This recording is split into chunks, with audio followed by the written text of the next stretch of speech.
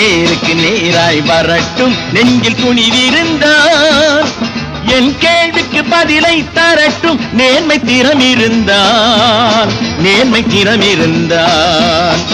என் கேள்விக்கு பதிலை தரட்டும் நேர்மை திறமிருந்தால்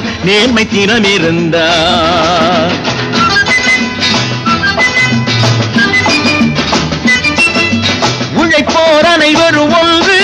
எனும் உணர்வினில் வளர்வது இன்று உழைப்போர் அனைவரும் ஒன்று எனும் உணர்வினில் வளர்வது இன்று வலியோர் ஏழையை வாட்டிடும் கொடுமை இனி ஒரு நாளும் நடக்காது